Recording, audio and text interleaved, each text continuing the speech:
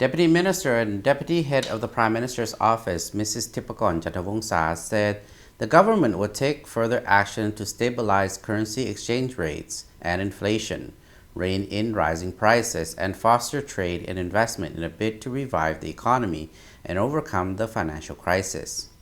กองประชุมได้พิจารณาและเห็นดีด้านหลักการรับรองเอาบทสรุปเวียกงานพ้นเด่นของรัฐบาล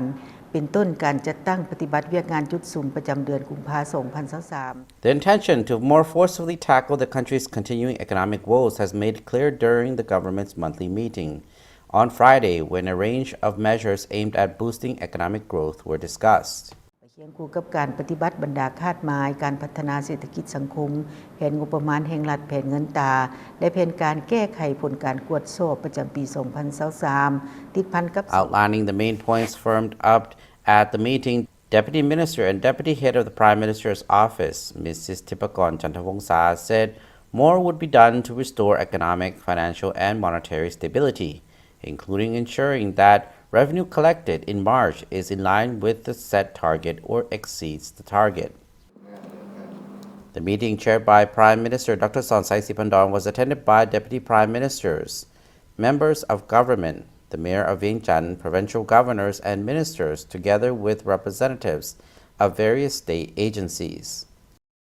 The government's monetary policy and efforts to improve currency exchange rates will be strengthened, together with attempts to regulate product prices and service charges and to ensure a regular supply of fuel.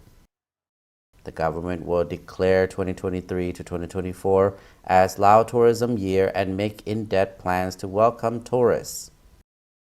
The meeting also discussed dry season agriculture, the transport of goods, tourism services, and the production of goods for domestic sale and export, with an emphasis on low production costs and a strong sale price.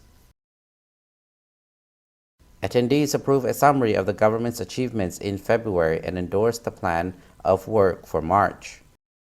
Under the work plan for March, the government will continue to abide by its policy on a national defense and peace protection.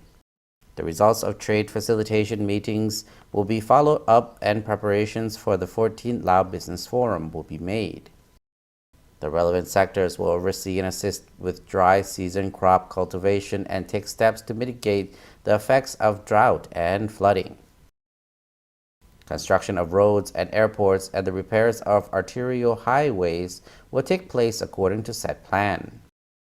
There will be a stronger focus on improving passenger transport, especially on the Laos Channel Railway, by simplifying travel and making the process more convenient.